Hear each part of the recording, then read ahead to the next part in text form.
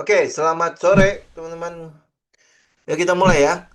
Oke, hari ini kita akan bahas tentang Katalis 2026. Kok udah sampai ke situ ya? Tapi itu nanti kita akan bahas ya. Apa yang menjadi pemicu kita untuk melihat Katalis 2026? Salah satunya adalah dari pidato Presiden Prabowo di DPR tanggal berapa ya?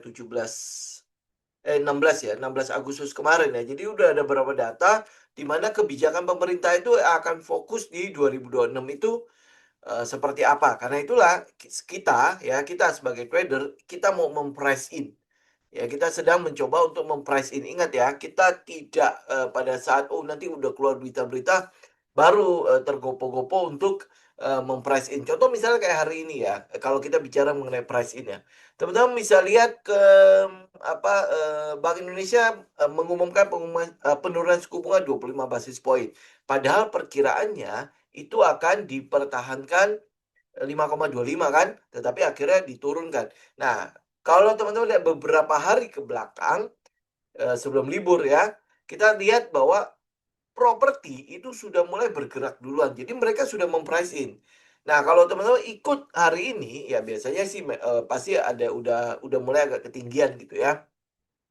Nah, itu contoh price in. Nah, demikian juga dengan Katalis 2026. Itu tidak mungkin terjadi 2026, tetapi itu mungkin sudah akan diakumulasi dari saat ini.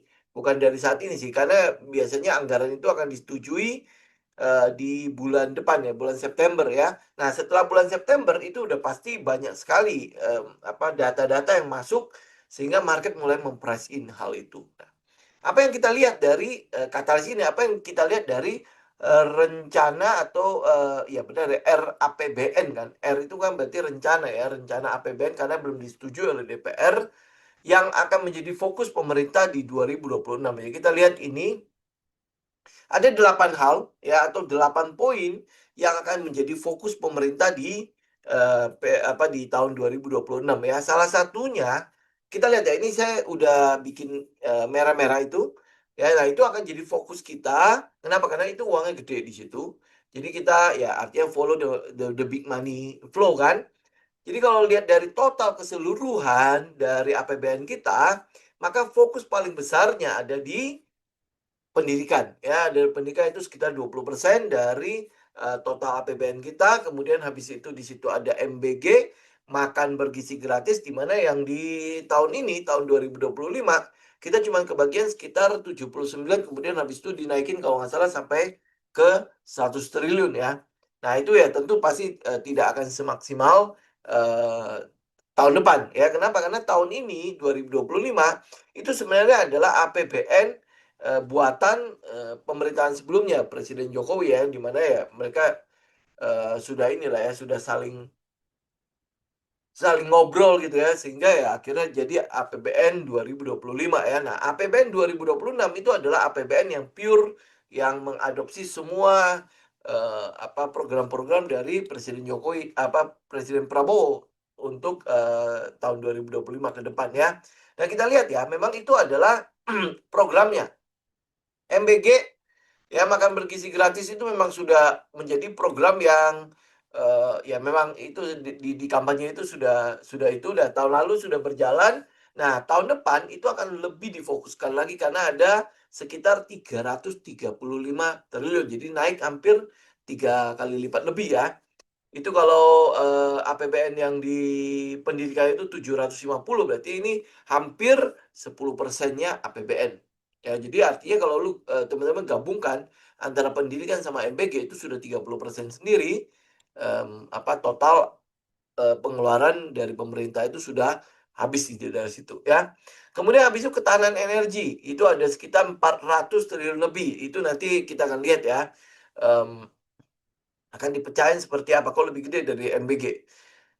Ya, kemudian habis itu, hilirisasi ini ada proyek investasi ada di sekitar 38 miliar US dollar. Ya, kemudian ada pembangunan 3 juta rumah. Ya, kalau yang lain ya hampir boleh bilang kita bilang kecil lah ya. Kayak misalnya kesehatan 244 triliun itu dibagi dengan JKN. Ya, kemudian habis itu revitalisasi em, Tubuh. revitalisasi rumah sakit, kemudian habis itu stunting, cek kesehatan gratis, ini yang ada di puskesmas-puskesmas itu. Ya, kemudian habis itu ini asuransi ya, untuk menanggung 96,8 juta jiwa. Ya, ini mungkin kita, ya tidak terlalu perhatikan karena nggak terlalu banyak, katalis daerah situ ya. Kemudian ada namanya pertahanan rakyat semesta, berarti ini urusannya soal alutsista sama ya militer dan perlengkapannya itu ada 185 triliun. Kemudian untuk koperasi itu ada 83 triliun dan dana desa ada 60 triliun. Ini udah eh, apa namanya, rata-rata hampir boleh bilang tidak ada katalis yang berhubungan dengan emiten kita. Nah, jadi yang fokus kita adalah ini ya, ketahanan pangan ya mungkin ada ya, cuman ya terlalu dikit lah, kayak misalnya beras, pupuk dan lain sebagainya itu cukup kecil lah ya. Nah, tapi yang kita mau fokuskan untuk tahun depan itu adalah tiga ini. Ya, hari ini kita bicara dua aja ya. Jadi ketahanan energi sama MBG. Ya, oke. Nah, kita mulai ya. MBG itu 335 triliun. Jadi kalau kita rincikan, ya itu kalau di breakdown, itu 75%-nya itu jatuhnya kepada makanannya. Jadi yang makanan yang dibagi itu akan menelan dana itu sekitar 75% dari total anggaran, itu sekitar 251 triliun, dan 25%-nya lagi adalah administrasi. Ya sebenarnya cukup gede ya. 80 triliun lebih itu dihabiskan untuk administrasi. Jadi katanya untuk pemantapan operasional, digitalnya SPPG. SPPG itu adalah Satuan Pelayanan Pemenuhan Gizi. Jadi ya berarti ada karyawannya lah ya. Kemudian ada dapur-dapur di mana-mana. Ya, mungkin teman-teman udah sempat lihat lah di tempat saya itu ada satu dapur dari ini ya, dapurnya si MBG ini, dapurnya si Badan Gizi Nasional itu sudah ada ya, nanti seperti apa, tapi udah mulai beroperasi ya. Dia mulai beroperasi kalau nggak salah di bulan ini ya, bulan kemarin itu baru masang-masang ya. Nah, tapi bulan ini sudah mulai ada kegiatan. Nah, kita lihat ya. Di 2025 itu sudah ada 5.885 dapur. Kemudian habis itu ini akan ditambah menjadi 18.000 lebih, karena yang mau dijangkau itu adalah 82,9, hampir 83 siswa ya, jadi PAUD sampai ke SMA. Ya, balita non PAUD, ibu hamil, ibu menyusui juga mau dijangkau. Ini nggak tahu bagaimana ceritanya ya. Ya, kalau di sekolah ya udah kita tahu ya, dia pasti akan bagi-bagi ke sekolah seperti yang sudah sering kita lihat di media sosial ya. Tapi ini yang mau menjadi perhatiannya kita nih.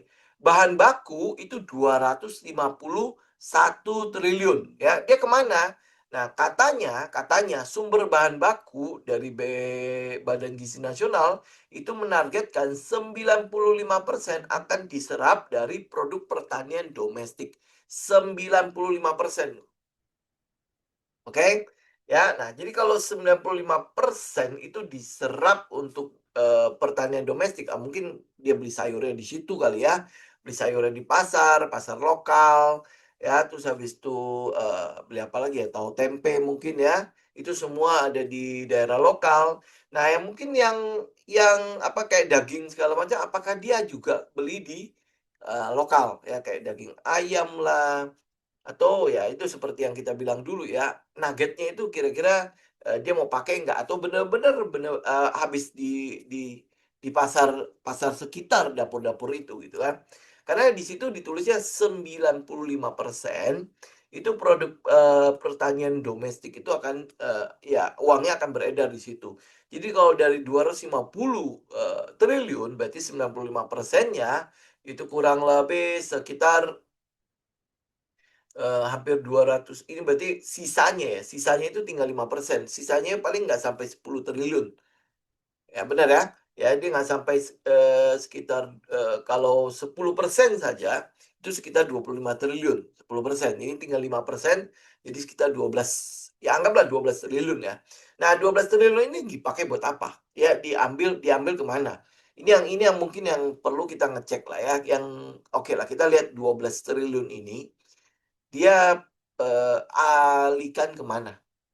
Ya, yang kita mau lihat itu adalah, oke lah, anggap 12 triliun itu saja ya. Nah, 12 triliun ini pasti ada namanya susu di situ. Ya, nggak tahu nanti produk pertanian apa dia beli susu juga di apa namanya, di sekitar dapurnya. Yang jelas kalau Jakarta itu nggak mungkin ada. Ya, kalau teman-teman lihat kota-kota besar itu ya pasti susah ya, kecuali mungkin, dapurnya daerah Malang ya, itu memang adalah pusat susu kan, ya. Itu mungkin dia beli dari situ, Surabaya segala macam mungkin ambil dari Malang, tapi kan Jakarta, dia mau ambil dari mana? Ya kan? Nah, jadi apakah ada alokasi untuk, susu yang benar-benar kotakan? Ya, itu satu. Kemudian habis itu 5%-nya itu dari 12 triliun itu ada nggak masuk ke daerah sekitar mungkin, perunggasan, pernagetan ya, atau mungkin biskuit ya. Biskuit dia nggak bikin sendiri, tetapi dia beli jadi, ya. Kayak misalnya contoh teman-teman biskuit ya, Biskuat itu, produksi siapa ya? Mungkin ya kurang lebih kayak gitu ya. Siapa tahu dia ambil dari situ. Nah, ini bisa menjadi sebuah katalis untuk satu ya, kita bilang perunggasan, berarti ada Cepin main JPFA. Ya, Cepin main JPFA ya. Kemudian habis itu kalau teman-teman lihat lagi lebih jauh yang tadi saya bilang biskuit ya, biskuit yang ada, emitennya di, Bursa Efek Indonesia, salah satunya adalah Mayora ya. Biskuit yang lain, rada susah ya carinya ya. Ada sih Garuda kayak Good gitu, cuma ini kan kurang liquid ya. Ya paling yang kita bisa lihat itu adalah Mayora. Ada lagi yang lain, roti. Ya, roti beneran ROTI gitu ya, roti. Jadi ini yang mungkin teman-teman bisa perhatikan, siapa tahu itu menjadi, bagian yang, bagian dalam porsi, makanan itu. Ya, apakah bisa gitu ya roti kan sari roti itu mungkin nggak masuk ke dalam situ. Jadi kalau misalnya itu terlalu berat, ya mungkin ya bisa bisa jadi ya kita nggak lihat itu atau ya nanti tinggal kita cek ke teknikalnya. Tapi seenggaknya ini adalah katalis, ini adalah sebuah story yang bisa jadi menggerakkan sektor itu.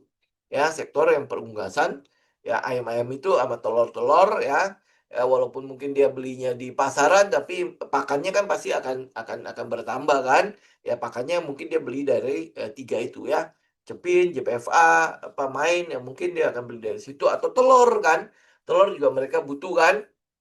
Nah, berarti konsumsi telur mungkin akan meningkat. Nah, kalau moga-moga konsumsi telur yang meningkat ini, walaupun dia beli dari produk pertanian domestik, kan pakan-pakan harus disuplai. Ya, jadi ya seenggaknya adalah gitu ya, dari 95% ini ada mengalir ke sana. Nah, bagaimana kita tahu? Ya otomatis mau nggak mau kita harus cek technical. Kedua adalah cek fundamentalnya. Bagaimana efek dari MBG ini? Karena ini sekitar 250 triliun itu bukan angka kecil. Itu jelas bukan angka kecil gitu ya. Ini kalau misalnya jatuh 10% aja ke salah satu emiten, itu sudah menjadi lompatan untuk pendapatan emiten itu sudah sangat besar sekali. 10% saja. Cuman 25 triliun dibagi menjadi 4 kuartal itu udah gede banget. Oke, jadi ini yang teman-teman perlu perhatikan ya. Ya ini adalah rinciannya walaupun mungkin rincian ini tidak sampai detail banget ya karena kalau lu mau detail ya itu yang seperti itu ya Bu Hana bilang kita butuh ngecek ya yang menang lelang siapa dan lain sebagainya karena dibutuhkan pengadaan kan. Ya, tapi kalau di sini dibilang produk pertanian domestik, itu biasanya nggak mungkin lelang. Petani-petani itu nggak mungkin lelang. Ya paling yang tengkulak itu yang mungkin ikutan lelang ya. Nah, artinya ada peluang pembelian secara langsung ke, produk-produk pertanian ya. Kita kita tinggal lihat aja, kita tinggal tunggu pelaksananya. Karena ini kan, angkanya juga belum disetujui kan, tetapi setidaknya dari sekarang kita memang udah mempersiapkan diri lah. Jadi jangan harus tunggu, oh nanti kalau dia udah jalan baru gua lihat gitu ya. Karena apa? Ini kalau misalnya kita bicara Cepin, JPFA, dan Main, lu pilih yang mana? Ya kan itu kan pasti udah jadi pertanyaan kan. Nah, artinya kalau misalnya lu udah tahu nih, ada 3 nih, berarti kan ada 3 pilihan. Kita harus pilih yang mana? Ya kan nggak mesti gitu harus langsung pilih Cepin atau nggak mesti harus pilih JPFA. Ya kan nggak mesti juga harus pilih Main kan. Ya nggak perlu, nggak mesti harus, oh karena Cepin itu adalah market leader, gue pilih Cepin gitu, nggak mesti. Kan tergantung setup kita jalannya yang mana. Habis itu teman-teman juga bisa lihat ya, alokasi dari 250 triliun itu kemana gitu loh. Ya, kalau misalnya dia ternyata oke gede ke Cepin, oke 20 triliun ke Cepin, itu mungkin ya naik memang pasti akan menaikkan fundamentalnya si Cepin. Tapi kalau 25 triliun dia masuk ke main, itu jelas akan menggerakkan, itu akan membuat si main itu akan menjadi lebih berbeda. Jadi otomatis pergerakannya si main bisa jadi jauh lebih tinggi dibandingkan dengan Cepin. Ya ini sama halnya dengan kayak kita waktu itu kita bicara mengenai story tentang kelapa, ya kan? Kelapa di oil itu, dengan angka ekspor cuma satu M lebih, itu masuk ke oil itu bisa merubah fundamental oil itu 180 derajat gitu. Ya akan berbeda kalau misalnya 1 M itu ya pengelolaan itu mungkin oke lah sebagian besar didapat oleh, didapat oleh TAPG misalnya, itu pun belum mulai loh ya. Nah, efeknya ke TAPG mungkin tidak akan sebesar dengan efek CPO ke TAPG, gitu. Karena itulah makanya mungkin pergerakannya upsize-nya itu mungkin tidak akan terlalu berasa di TAPG dibandingkan dengan dia masuk ke oil gitu, kayak kayak gitu ya, kurang lebih ya. Jadi ya teman-teman juga harus mempersiapkan dari sekarang. Gua ada 3 pilihan nih, Cepin, JPFA, main gitu. Yang mana yang gue pilih? Gitu. Seandainya kalau tiga-tiganya itu mendapatkan porsi kontrak yang sama misalnya. Ya, contoh misalnya saking adilnya Badan Gizi Nasional gitu. Oke, gue alokasikan tiga inilah. Itu kan. Nah, lu harus bisa tahu bahwa oh ini mana yang gue pilih. Itu dari sekarang kita harus em, sudah ngeset itu. Ya, termasuk di dalamnya kalau seandainya nih mereka akhirnya benar-benar membeli em, apa susu ya, susu dari bukan dari lokal tetapi ya udah di packaging ya. Nah, ini dia ambil kemana? Kalau kemarin kita tahu dia masuk ke Jarum kan. Ya. Nah, apakah ini akan diperlebar karena itu jelas targetnya kan lebih besar, ya. Target lebih besar kalau cuma depend on satu company kan mungkin akan berbeda. Nah, kira-kira dia akan kemana? Ada lagi nggak pilihan yang lain gitu kan? Nah, pilihan yang lain tuh kira-kira masuk ke siapa? Itu juga kita butuh siapkan dari sekarang. Oke, ini adalah satu ya, karena itu dananya gede. Itu hampir 10% dari total APBN itu MBG. Ya bahkan ya mungkin nanti di dalam perjalanannya bisa jadi ditambah dan jangan lupa ya MBG ini adalah program yang dicanangkan oleh Presiden Prabowo. Jadi artinya bakalan berlangsung sampai nanti di 2029. Ya, nah nggak tahu nanti apakah akan diteruskan apa enggak, tetapi ini akan jadi sebuah program yang pasti akan dilanjutkan gitu. Dan itu cukup gede. Ya sekarang aja dapat 10% kan jatah kan. Ya, nah jadi ya teman-teman berarti mau nggak mau kita harus perhatikan karena ada uang di sini. Ya, uang besar ada di sini ya otomatis kita harus ada di sini juga. Kalau di tahun lalu, waktu awal-awal ya awal tahun kita dapat yang JPFA kan, ya kemudian habis itu ternyata dalam perjalanan JPFA ya kita lihat tidak terpilih lah ya, tidak ada di dalam menu-menunya dia, ya kan? Nah, akhirnya udah keluar. Tapi walaupun tidak terpilih pun teman-teman bisa lihat ya upsize-nya untuk si JPFA kan lumayan, ya. Nah, setahun ini, ya tahun depan maksudnya 2026 itu angkanya itu 3 kali lipatnya daripada tahun ini. Angkanya 3 kali lipat. Ya artinya berarti jangkauannya akan tambah gede. Nah kalau jangkauannya tambah gede, apakah akan ada mungkin efisiensi gitu ya, kita bilang efisiensi. Oh daripada lu cari protein yang agak-agak susah ya seperti yang dulu kita bilang ya, udah lu ambil nuggets ya, kayak gitu-gitu ya. Nah itu yang teman-teman perlu perhatikan tinggal kita update. Nanti September kita update bagaimana ketok palunya si DPR, dia mau nyetujuinya berapa besar. Nah, begitu itu sudah diketok palu, maka akan ada proses lelang. Itu biasanya akan diumumkan resmi kan di e-katalognya pemerintah. Nah, kita tinggal tungguin tuh e-katalognya. Kemudian habis itu bagaimana update-nya dari ya aksi-aksi koperasi ya, aksi-aksi perusahaan-perusahaan ini untuk mendekati BGN. Pasti itu akan dideketin. Nggak mungkin tidak dideketin. Karena ini uang loh. Uangnya besar sekali. Jadi pasti sudah ada dalam tanda petik gerilya dari marketing-marketing dari 3 perusahaan itu. Bahkan perusahaan-perusahaan yang lain itu ya proposalnya masuk ke PGN ini. Nah, cuma kan namanya sistem pemerintah kan, lu tuh dapetin proyeknya, lu mau nggak mau harus lelang. Karena nggak ada sorry, karena nggak boleh ada penunjukan langsung kan. Kalau penunjukan langsung nanti kena ke em, KPK dan lain sebagainya kan. Nah, otomatis ada harus ikut lelang. Nah, lelang itu kan biasanya akan dicantumkan di e-katalog. Nah, di situ data kita. Di situ update kita, ya. Oke? Ya, teman-teman catat aja ya. Jadi tinggal kita update September, kita update ketok palunya berapa, udah pasti akan gede. Pasti gede. Ya, ini yang bagian itu udah pasti akan gede. Ya, mungkin nanti akan ada inilah normalisasi di ini nih. Di mana itu nih, ya, porsi untuk administrasi sampai 83 triliun itu pasti akan ditanyain. Itu pasti. Ya, kenapa? Karena 83 triliun untuk administrasi apa aja. Ya, ini yang kalau dibilang kan pemantapan operasional, digitalisasi untuk SPPG, ya, anak di-scan saat masuk sekolah, data real time, penguatan tata kelola, pengawasan, apa perlu segede gini?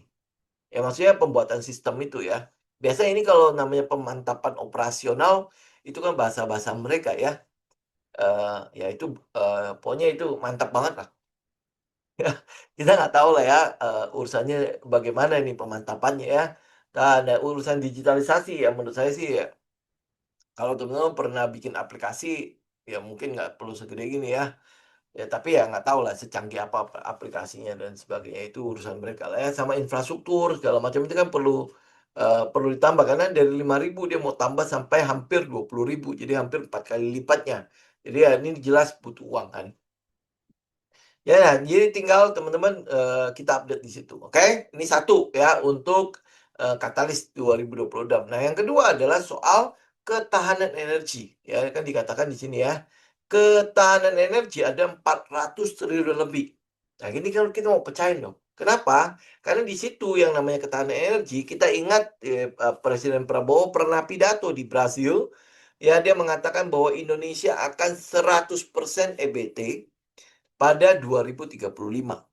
Ya 100% EBT. Jadi kalau lu lihat angka 402 triliun, wah kan berarti kan, oh ya ini serius nih. Ya, ini serius banget nih kan. Oke. Nah, jadi ini perlu kita pecahkan dulu gitu kan. Dari para triliun sama kayak MBG kan. Kalau MBG kan programnya cuma satu, ya sudah MBG. Berarti pecahnya ya tadi ya cuma dua. Satu dari porsi makanannya, sama yang kedua administrasi. Ya, dari porsi makanan kita udah dapat 250 triliun, ya porsi sisanya itu untuk administrasi ya. Nah, sekarang ketahanan energi 400 triliun loh. 400 triliun berarti kan lebih gede daripada MBG kan.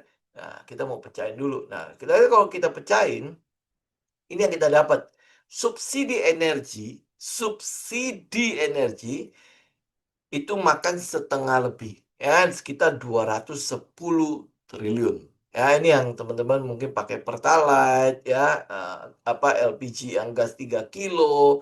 Nah, itu subsidinya kurang lebih di situ sama listrik. Jadi, untuk BBM dan LPG itu 100 triliun sendiri, sama listrik 100 triliun sendiri. Ya, ini adalah subsidinya. Jadi gede sekali ya, benar-benar besar banget. Ini kebayang nggak kalau misalnya ini 200 triliun, nanti teman-teman hitung ya, untuk dibangun EBT, itu bisa dapat berapa ya. Nah, terus yang pengembangan energi baru dan terbarukan, ini kan visinya kan 2035 100% kan? Tanggal dapat berapa? Dapat 37,5 triliun. Oke? Ya, 37,5 triliun. Artinya sekitar 9% dari total dana ketahanan energi. 9%. Oke? Nah, kemudian insentif pajak ya, perpajakan sektor energi ini teman-teman cari sendiri lah, karena nggak nggak tahu penting-penting banget ya. Tapi mungkin ya siapa tahu ada ini ya, ada emiten yang dapat ya, cuma 16,7 triliun ini insentif. Kemudian habis itu infrastruktur energi ya, pipa gas segala macam itu 4,5 triliun. Ya kecil, ini berarti untuk penyaluran gas-gas itu ya. Gas-gas alam ke industri dan lain sebagainya, pipa-pipa gas itu sekitar 4,5 triliun. Kemudian listrik desa ada 5 triliun, terus habis itu dukungan lain itu 0,6 triliun ya. Itu rinciannya kurang lebih ya, yang pasti setengahnya udah habis dibakar. Ya, setengahnya udah setengah lebih ya. Termasuk insentif perpajakan itu kan udah pasti dibakar punya. Ya, itu udah nggak jadi apa-apa nih. Oke, 210 triliun ya. Oke, nah jadi kita mau lihat ini fokus kita adalah di 37,5 triliun ini. Ini akan jadi apa? Ya kemudian habis itu nanti dampaknya kemana? Ya kan ngomongnya 2035 loh. 2035 berarti dari sekarang itu 10 tahun lagi ya bakalan jadi. Jadi mungkin dia akan siapin sekitar 375 triliun kali ya. Ya setiap tahun 37 kan ya. Sampai tahun ke-10 itu jadi 375 mungkin ya kalau hitungan-hitungan gampangnya kayak gitu kan. Nah, kita mau lihat nih ya, apakah mungkin? Apakah capai ya? Ya lihat ini dulu ya. Targetnya adalah 2035 itu 100% listrik dari EBT, energi baru dan terbarukan. Nah, pembangkit posisi sekarang, pembangkit listrik 2024 ya, pembangkit listrik yang dihasilkan dari EBT itu cuma 18,1%. 18,1%. Artinya kalau dalam 10 tahun dia mau mencapai 100%, dia masih punya 80%. Jadi setiap tahun dia minimal masukin 8%. Ya 8-10%, maka tahun ke-10 dia akan jadi 100%. Itu pun kalau tidak ada terjadi permintaan listrik dan lain sebagainya, ada lonjakan listrik segala macam ya. Jadi artinya kita ya fine-fine aja gitu ya, begitu aja kan. Ya, jadi total yang ada sekarang itu adalah 371,6 teta ya, teta watt hour. Ya, teta watt hour itu berarti kurang lebih kalau teta kalau tidak salah itu sekitar 10.000 ya, karena kalau giga itu kan 1.000 ya. Ya, jadi ini ya kurang lebih. Jadi dari kapasitas sekarang yang terpasang di Januari 2025 itu sekitar 100,1 gigawatt. Jadi ini kapasitas saat ini ya. Dengan 15%-nya dari EBT. Oke, setengahnya lebih itu dari batu bara. Jadi ya, artinya ini kan terpasang sekarang nih 101 ya 15%-nya. Ya, jadi untuk tambahan 86% sekian, 86 ya, agar menjadi 100% kita pakai EBT, itu kita butuh 86 gigawatt lagi atau sekitar 86.000 megawatt. Ya, kita butuh segini nih ya tambahannya ya. Ini gue tebelin, gue merahin. Ini dalam 10 tahun kita butuh ini lagi. Ya 86. Tapi ini syaratnya adalah 100,1 gigawatt itu tidak ada penambahan ya. Kalau dia ada tambahan ya berarti ya otomatis pasti nambah ya.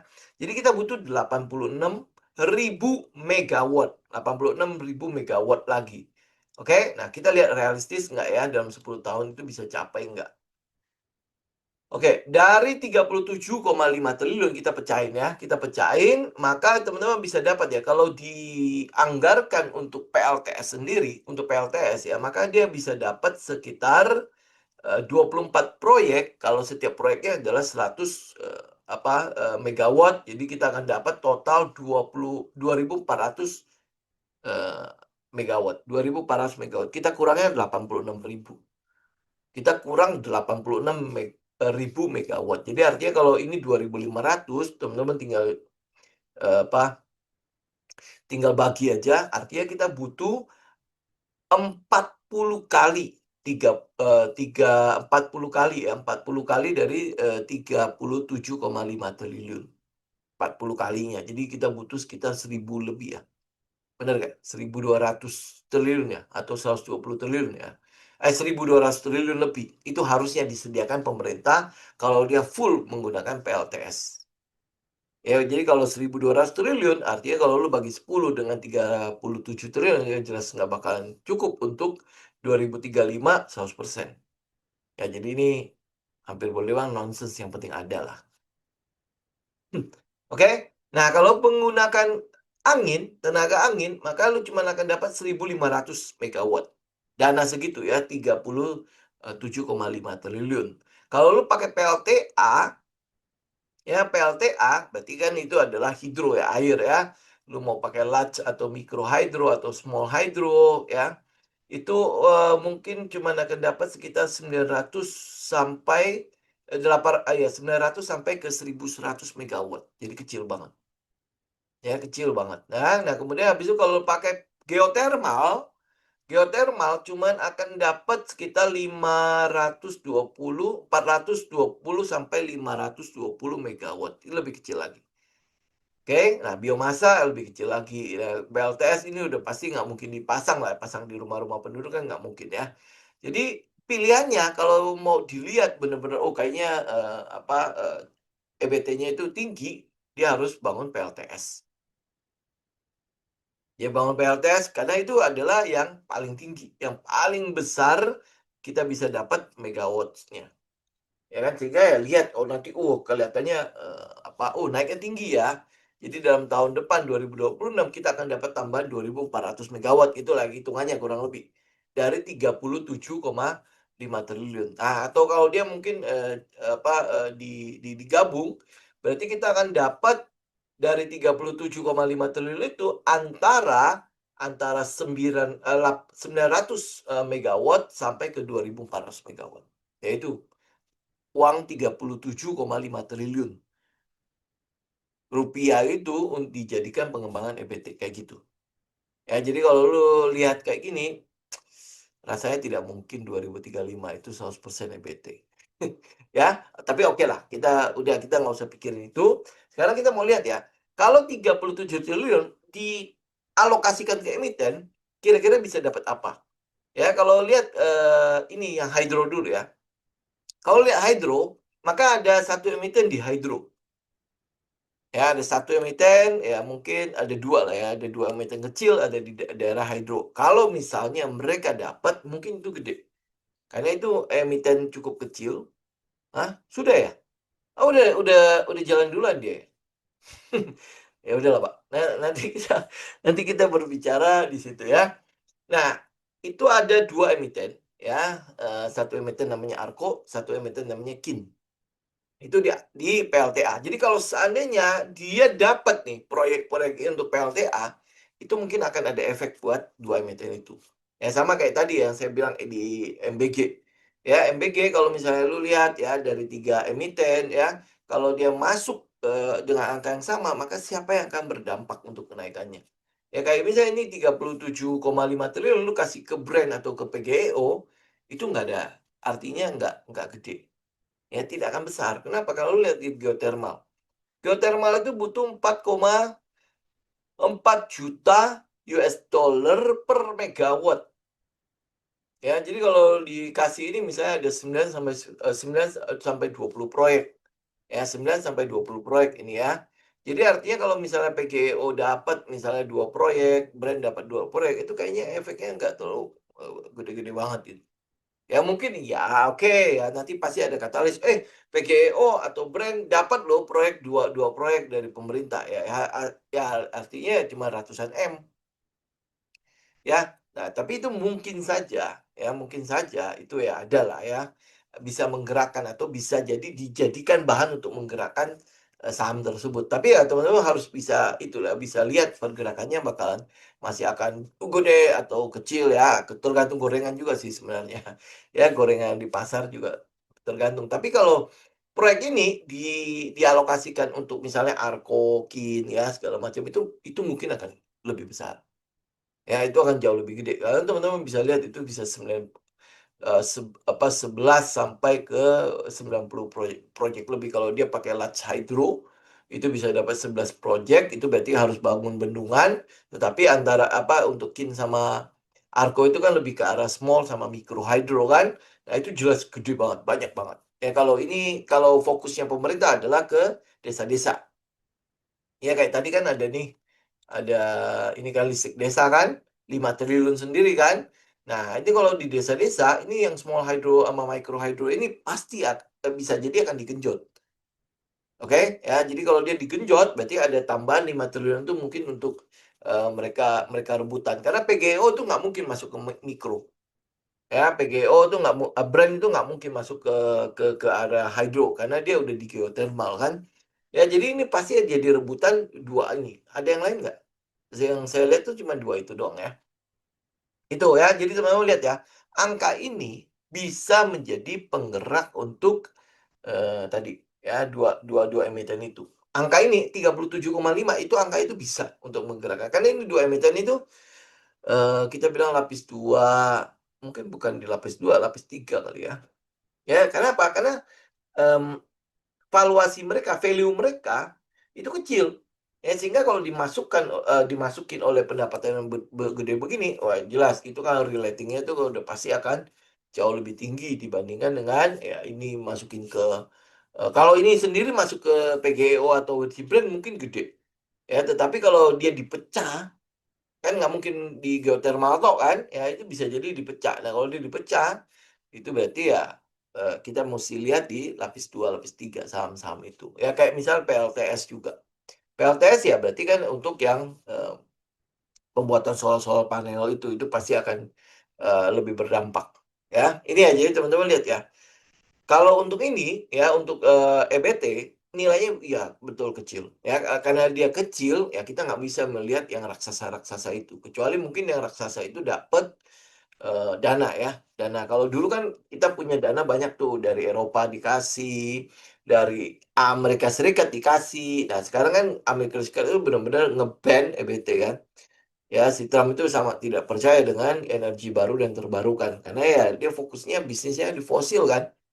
Masa iya bisnis gua dimatiin beginian kan? Jadi ya makanya dihilangkan itu berapa berapa berapa puluh miliar US dollar yang akhirnya kita nggak dapat gitu. Ya itu udah clear banget ya. Tapi kalau misalnya sumbangan-sumbangan itu masih akan masuk ya itu mungkin efeknya ke PGEO pasti akan lebih gede karena jelas ya namanya proyek pemerintah kan dia pasti akan mulai mulai dari eh, BUMN dulu kan. Ya. Nah, tapi jadi ini ingat ya, teman-teman ya, kalau lihat katalis begini, ya artinya untuk yang saham-saham EBT yang ada di lapis 2 lapis 3 itu mungkin akan lebih berdampak karena cuma 37,5 triliun plus 5 triliun.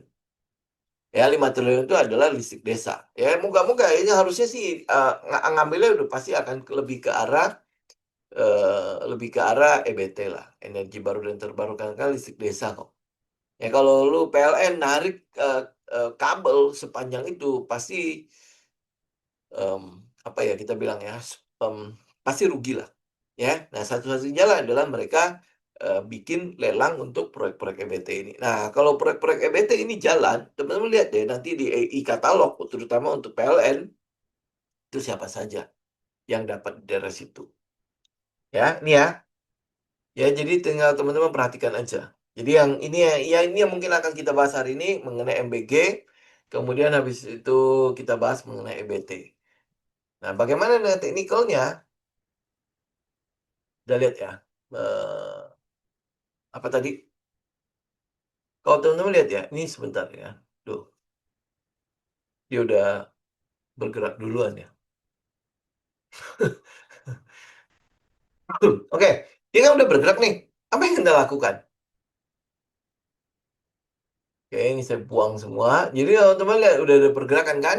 Semua semua resisten sudah ditembus. Nah, kalau semua resisten sudah ditembus, apa yang lu harus lakukan? Kita akan tunggu dia pullback. Ya, lu ditembus semua kan? Ya, tinggal tunggu high. Kemudian habis itu lu bisa lihat daerah pullbacknya di mana. Ya, apakah dia bisa akan pullback eh apa kenceng? Ya, pullbacknya maksudnya akan dalam sekali ya. Kita nggak tahu. Ya, yang kita lakukan adalah ya kalau dia sesuai dengan setup kita jalan, nggak sesuai setup kita nggak jalan. Itu aja udah. Ya itu tugas kita. Hampir boleh dibilang tugasnya trader ya itu cuma begitu doang. Ya, nah ini aja teman-teman bisa lihat ya. Ini dia mulai jalan itu sebenarnya dari kapan? Dari Juli ya. Dari Juli ya, kemudian habis itu ini dari 19 Agustus sampai hari ini. Artinya apa? Artinya ya kalau teman-teman udah breakdown itu, teman-teman udah bisa lihat lah bahwa si smart money sudah bisa melihat bahwa memang berita tentang fokus pemerintah di EBT itu gede.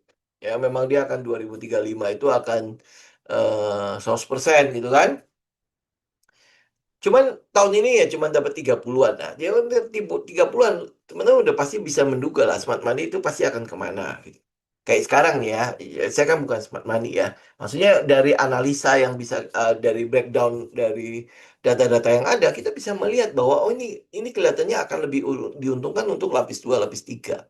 bukan brand, bukan PGEO dan lain sebagainya. Ya kenapa? Karena dananya nggak gede. Ya dananya besar. Jadi artinya ya ngomongnya gede tapi realisasinya masih kecil. Mungkin tahun ini kecil karena dia masih fokus di ini ya di MBG ya fokus di situ ya. Nah mungkin nanti tahun depan akan tambah besar. Kita tinggal tunggu aja gitu. Ya tapi ya tahun ini berarti yang fokusnya palingnya cuman di ini ya. Kalau ini ya udah pasti yang paling bagus. Kenapa? Karena ada induknya. Ya induknya induknya mantap banget kan. Ya teman-teman tahu lah induknya si Arko kan dia mantep banget. Ini udah pasti akan jadi pilihan pertama kita. Kemudian yang kedua itu pasti Kin. Nah ini ya. Nah kalau Kin kan dia belum bergerak, ya kan? Ya dia belum bergerak. Jadi mungkin kalau misalnya pilihan kita mau nggak mau masuk dia ke setup yang ini ya sudah kita kejar yang ini. Dan dan ini bisa lihat ya teman-teman. Dia sebenarnya sudah mulai diakumulasi, bukan diakumulasi ya. Apa volumenya memang sudah sangat besar. Sebentar ya. Ini pakai weekly aja. Ya teman-teman bisa lihat. Nggak usah weekly. Weekly-nya nggak kena soalnya. Nih, ini kan dalam bawah ya. Kalau lihat ke belakang, ini kan daerah bawahnya nih. Oke, nah terus ini dari atas. Nah, ya. Jadi yang mungkin teman-teman kita sedang menunggu adalah batas di mana dia pullback-nya. Kalau dia batas dia mau pullback-nya kemana ya kita mau nggak mau harus tunggu di daerah yang kita mau lah ya. Nah ini adalah kin. Cuma ini aja. Yang lain tuh saya belum dapat sih ya. Ya, yang saya dapat itu adalah dua ini, ya PGO brand kayaknya tidak terlalu menarik ya, tapi ini dua ini yang menarik. Tapi yang untuk si Arko mungkin udah bergerak duluan dari kemarin. Ya, nah ini aja sih. Ya, teman-teman bisa lihat ya dari ini kita lihat teknikalnya aja ya. Volume itu nggak bisa bohong. Oke? Tadinya volumenya gimana? Ya begitu aja ya. Di sini memang udah gede. Ya, ini sempat gede. Ya ini sempat gede kan habis itu kan kecil kecil kecil kecil jadi kalau lu diambil uh, VSA-nya lu bisa lihat bahwa oh kelihatannya udah mulai kembali ya dari sini volumenya ya kan ya dia naik ya semua itu udah clear banget ya nah kita tinggal menunggu tempat terbaik untuk kita masuk ya siapa tahu dia cuman uh,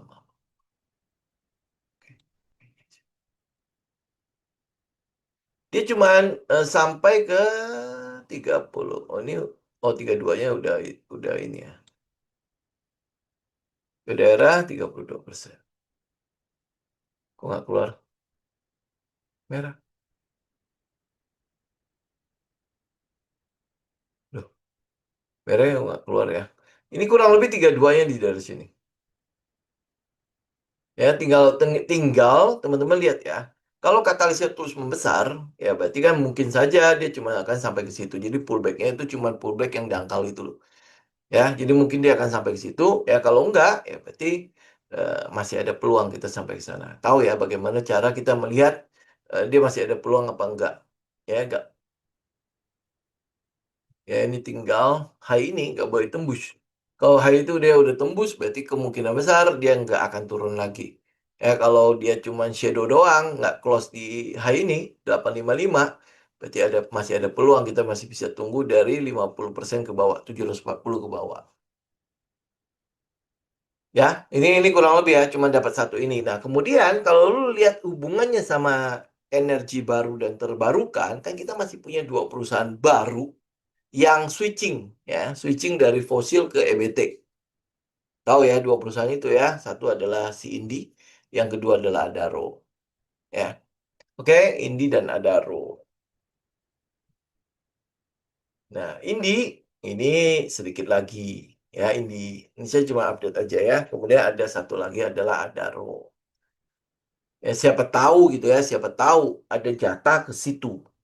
Ya, siapa tahu kan karena ini itu kan bikin PLTS kan.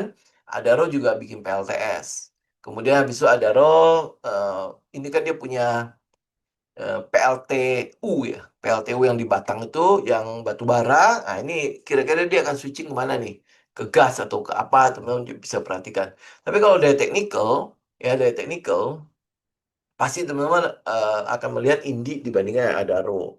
Tapi kalau misalnya katalisnya mulai menguat, Adaro itu Adaro ini sebenarnya potensi untuk beggarnya lumayan gede. Kenapa? Karena lihat gap ini aja nih.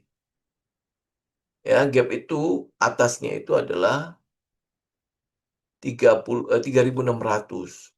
Ya, sekarang ada di 1.800. Ya, pasti gapnya gede. Jadi ini biasanya akan jadi incaran. Ya, tetapi balik lagi, sekali lagi, kalau setup lu nggak ada di situ, nggak usah. Ya, kalau setup lu di situ, ya sudah lu ambil. Memang potensinya lumayan. Ya, ini kalau untuk EBT. Kemudian kalau teman-teman lihat MBG ya. Ya, ini udah selesai ya. PGO kan cuma begini doang. Tadi ada yang nanya PGO ya. Ya, ini PGO. Jadi tapi kalau lihat katalisnya kayaknya nggak di sini. Ya, kecuali mungkin ada masuk inilah ya, ada masuk investor, ada masuk apa gitu. Mungkin dia ke sini. Ya, tetapi dari katalisnya sih memang nggak ada. Ya, tapi ya mungkin kalau di apa namanya di efek-efekin ya mungkin ada. Ya, mungkin ada. Tapi kalau lihat dari ini nanti kita cek lah ya, kita update dulu lelangnya itu akan jadi seperti apa. Mungkin ada bagian dari geothermal ya mungkin teman-teman bisa lihat dari sini. Tapi kalau misalnya melihat potensi besaran megawatt yang mau dikejar, makanya harusnya dia nggak ke geothermal karena ini mahal sekali, ya mahal. Masalahnya itu mahalnya itu loh. Jadi kalau dia mau, walaupun gini ya, kalau kita harus katakan sekali lagi ya, untuk awal ya em, apa pembangunan awal geothermal itu memang mahal, tetapi setelahnya untuk operasional itu murah.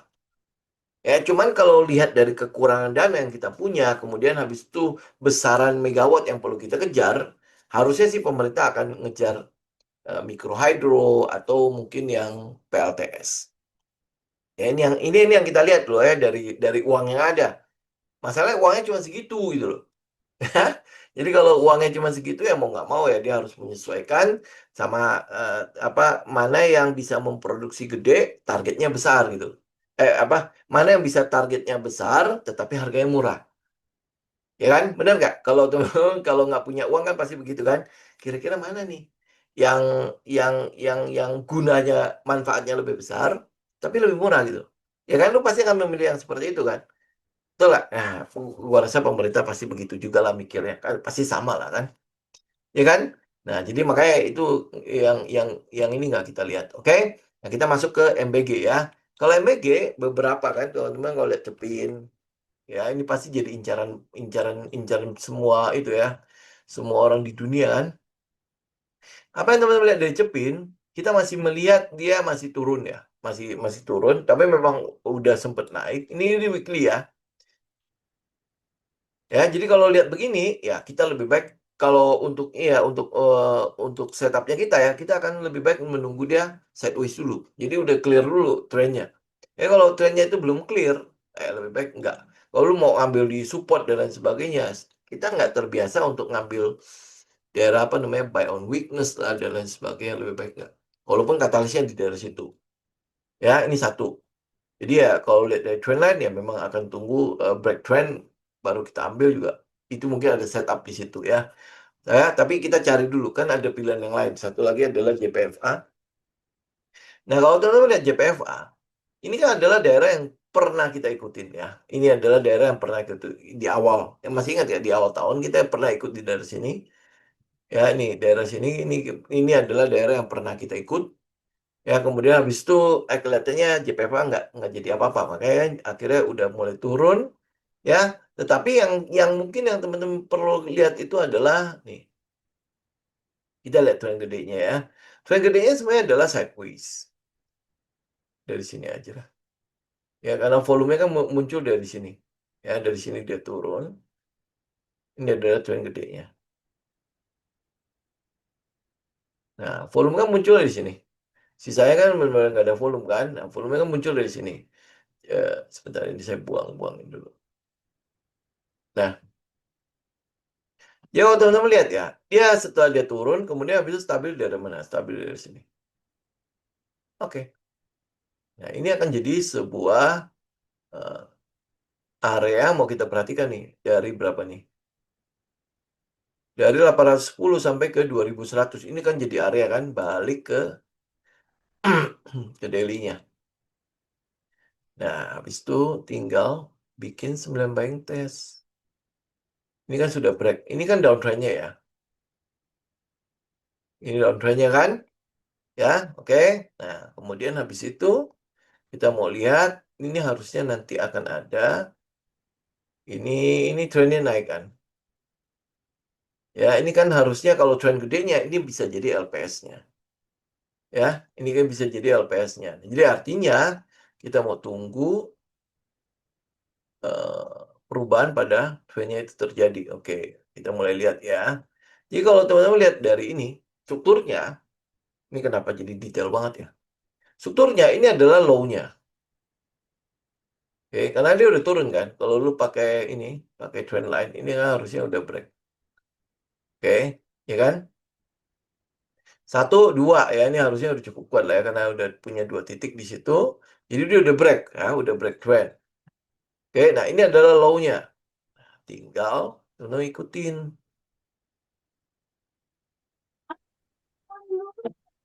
Nah, ini kenapa? Oke, sebentar. Oke ya. Nah, itu tinggal ikutin. Ini kan sudah low high-nya. Ya, low high-nya kan sudah ada. Ini kalau gue mau masuk ya. Cuma ini kan masih downtrend ya. Anggaplah kita mau masuk ya. Nah, ini sudah daerah buat teman-teman bisa masuk. Stop loss-nya di sini. Stop loss di 1415. Oke. Karena trennya itu, ini kan turun nih. Ini minor ya. Trennya turun ini kan sudah patah. Ya, pada saat dia patah, kemudian kita ini, lu lihat strukturnya, ini break, break, break, break. Kemudian habis itu ini adalah week high-nya. Dan dia udah mulai pullback ke area golden zone. Ya, ini kalau cuman untuk swing doang, JPFA, lu udah bisa beli. Dia turun sampai ke 71,5% malah ya. Nah, kemudian habis itu TP-nya di mana? TP di atas, di daerah 1800. Ya, ini baru kita bilang cuma buat swing doang. Kenapa? Karena katalisnya kan belum jelas. Ya, belum ada em, kepastian bahwa JPFA akan itu, walaupun mungkin udah ada uji coba dan sebagainya kan.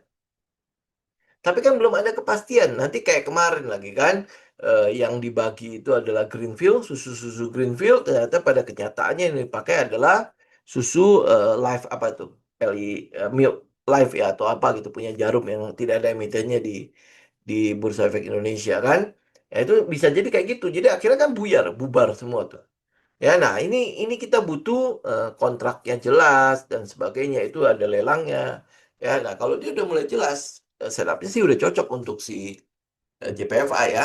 JPFA teman-teman bisa masuk di daerah sini nih. Ya, 1515 sampai ke 1518 itu masih area. Area teman-teman masih bisa buy lah. Ya, tapi ini masih buat swing ya. Swing targetnya baru di 1800, stop loss-nya di daerah 1400. Jadi mungkin dapat 1/2 lah. Oke, nah tapi yang teman-teman kalau lihat dari satu ini, si Mai, ini kan anak bawang ya, apa bukan anak bawang sih, apa sih namanya, eh kuda hitam ya, rata-rata nggak ada yang memperhatikan ini kan. Kalau lihat ini daerahnya, ya ini udah saya gambar udah begini aja ya. Ini adalah daerah di mana ya sama kayak kayak JPFA kan. Ya dia udah sampai ke bawah sini, kemudian habis itu dia udah sempet turun lagi ini gap-gapan ya. Ya ini gap kemudian ditutup. Ini benar kan ya punya si Indonesia. Ya kemudian habis ini gap lagi ya. Nah, terus karena apa? Ini dia udah sempet naik kan. Ya udah sempet naik, kemudian udah sempet sideways dari situ, kemudian turun lagi. Kemudian kalau teman-teman lihat lebih jauh lagi, ini lebih cocok gitu ya dengan setup kita. Jadi ada di daerah mana? Potensinya di daerah LPS. Jadi ini udah di daerah fase D menuju ke breakout ya, menuju ke SOS. Jadi ya mungkin yang bisa kita lihat yang lebih cocok ya, maksudnya jauh lebih cocok dengan 9 buying test kita itu adalah si main ya. Yang kedua ya pasti itu memang ambil JPFA yang cepin itu Secara teknikal kita nggak punya setupnya. Ya ini ya. Jadi urutannya kalau teman-teman ambil ya berarti si main duluan. Kemudian habis itu lu ambil JPFA. Tapi kalau misalnya gue kayak lebih cocok dengan JPFA untuk fundamental dan segala macam, gue mungkin ambil itu. Ya udah silakan. Ya karena dua-duanya setupnya udah pas di daerah situ kok. Ya termasuk satunya lagi adalah main. Ya katalis main terakhir itu kan saya udah ya profilnya si LHJ kan udah saya kasih juga ya. Walaupun cuma 2%, tetapi ini masih ini ya masih satu bisnis ya gitu. Oke. Ya tinggal tinggal cek aja, tinggal lihat cocok-cocokan aja. Fundamentalnya teman-teman lebih percaya yang mana. Ya memang oke ya, kita lihat kalau lu dari main sama JPFA secara fundamental pasti lebih inilah, lebih wah JPFA dibandingkan dengan main lah gitu. Ya. Ya intinya sih sebenarnya adalah uang masuknya. Ya kita mau lihat uang masuknya. Uang masuknya itu berapa gede gitu. Oke? Ya udah.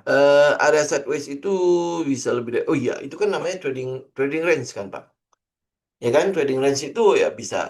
eh, Apalagi lo kalau misalnya lihat kayak ini aja nih. Kayak main itu dari 400 sampai ke bener ya 400 sampai ke 1000. Itu kan jelas udah lebih dari 100% pergerakannya. Ya, yang yang kita pakai itu kan 9 buying test. Ya, nah, teman-teman habis itu ini kan ini lihat main aja ya. Misalnya ini karena main ada di depan mata kan. Kalau lu lihat volume pair analisisnya, ya ini kan teman-teman bisa lihat ya. Ini kan dia naik, volumenya kan ikut naik ya. Pada saat dia turun, ini turun drastis ini jelas volumenya juga ikutan turun kan. Dari forum pair analisisnya kita kita udah lebih ini. Kita udah pas kan ada 5 ya, 5 petunjukan ya. Dari 9 buying test kan kita udah sederhanakan menjadi cuma 5 aja. Ya tinggal teman-teman lihat aja.